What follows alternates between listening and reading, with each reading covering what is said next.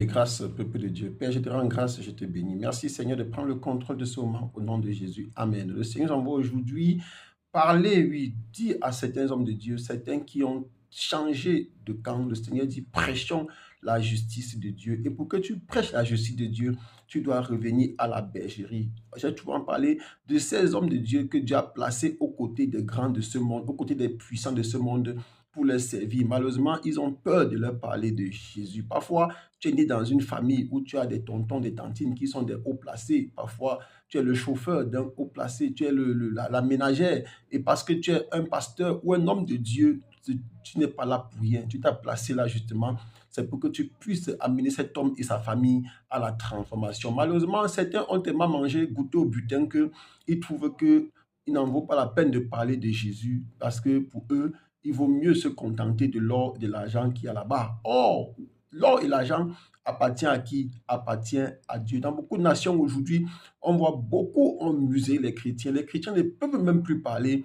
Malheureusement, pour ces nations, ils ne savent ce qu'ils ne savent pas, c'est que l'heure vient où cette pyramide éternelle qui a été muselée va se réveiller. Justement parce que le Seigneur sait qu'il a des enfants qui sont enfermés dans des maisons et qui le servent. C'est la même chose parmi nous aujourd'hui qui parlons, pendant que les autres nous empêchent de parler, mais nous nous tairons dans le lieu secret et nous continuerons à chercher Jésus qui nous envoie parler à ces faux hommes de Dieu, à ces hommes de Dieu qui ont peur de dire la vérité à ceux que le Seigneur a mis devant eux. Et il dit dans le livre d'Ézéchiel chapitre 13 à partir du verset 3, ainsi parle le Seigneur éternel, malheur aux prophètes insensés qui suivent leur propre esprit et qui ne voient rien, tels des renards au milieu des ruines, tels sont tes prophètes. Il dit qu'ils sont des renards.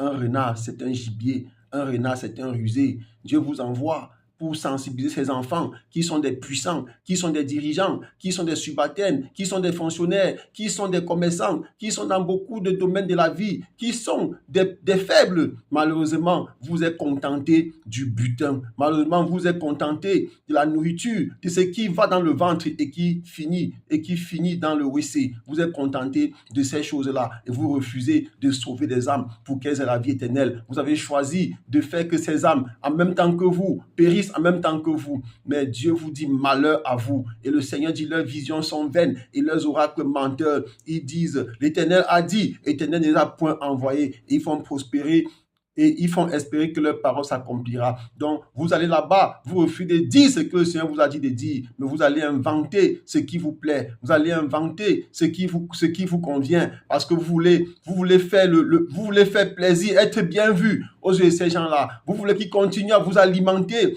de l'or et de l'argent que Dieu a créé. Et pourtant, Dieu vous a dit que ta bénédiction ne viendra pas d'un homme, mais de Dieu seul.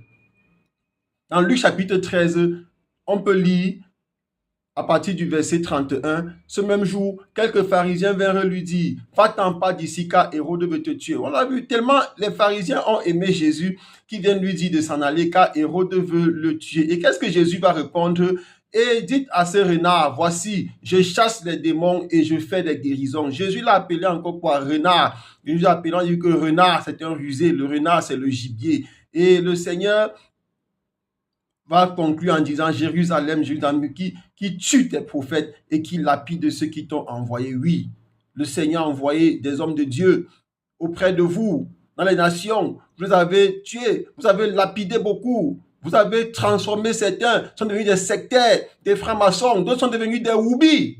Oui, parce que vous voulez récupérer les énergies qu'il y a dans ces hommes de Dieu à travers les anus, vous les avez vidés. Le Seigneur dit malheur, malheur à toi, la ville insensée, la nation insensée, malheur à toi, mauvais dirigeant, toi qui détruis les prophètes de Dieu, toi qui détruis l'œuvre de Dieu, malheur à toi. Et qu'est-ce qui va les arriver? Ils vont périr en même temps que ces prophètes-là. Regardons ce qui va se passer dans le livre de Actes, chapitre 12, à partir du verset 21. Qu'est-ce qui se passe? Regardons la fin d'Hérode nous enseigne quelque chose. On va voir. On dit au jour fixé, Hérode revêtu de ses habits royaux et assis sur son trône harangua publiquement la foule.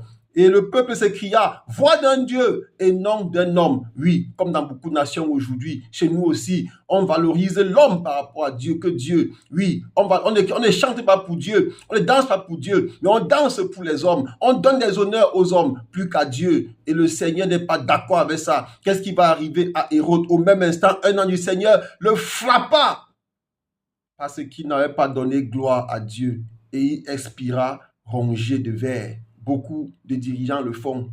Ils ne donnent pas gloire à Dieu. Ils ne donnent pas la place de Dieu. Et c'est ce qui va se passer.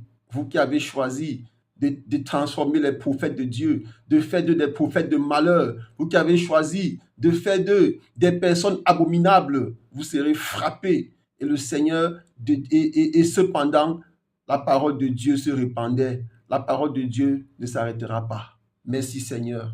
Amen.